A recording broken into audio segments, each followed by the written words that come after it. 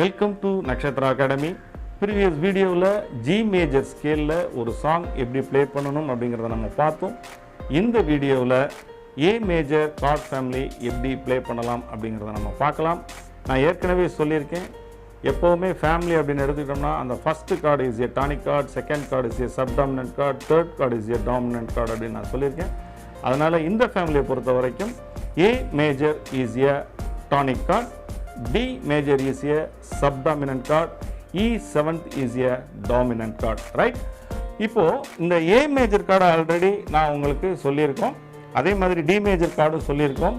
இந்த A major chord உங்களுக்கு தெரியலனாலோ இல்ல அந்த D major chord தெரியலனாலோ previous வீடியோல போய் நீங்க பாத்தீங்கன்னா உங்களுக்கு தெரியும். ஒரு முறை பாத்துங்க, பார்க்காதவங்க ஒரு முறை பாத்துக்குங்க. இப்போ E7th chord எப்படி ப்ளே பண்றதுங்கறத நான் சொல்லிறேன். ஆல்ரெடி E major chord நான் உங்களுக்கு சொல்லியிருக்கேன். அதனால E major chord நீங்க ஒரு தடவை பார்க்கலனாக்கா பாத்துருங்க. அதுக்கு அப்புறம் fourth note D note அத மட்டும் நீங்க ஆட் பண்ணனும். இந்த fourth note இந்த லிட்டில் ஃபிங்கரை வச்சு third fretல second string அப்ளை பண்ணீங்கன்னா D note அப்ளை ஆயிரும். D note அப்ளை ஆயிடுச்சுனா இது வந்து E7th chord ஆயிரும், right?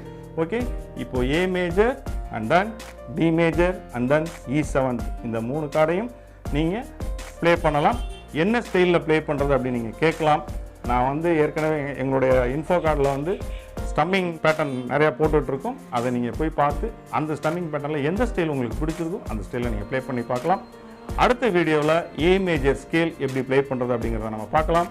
Until that, stay tuned. It's Admaram. See you. Bye bye.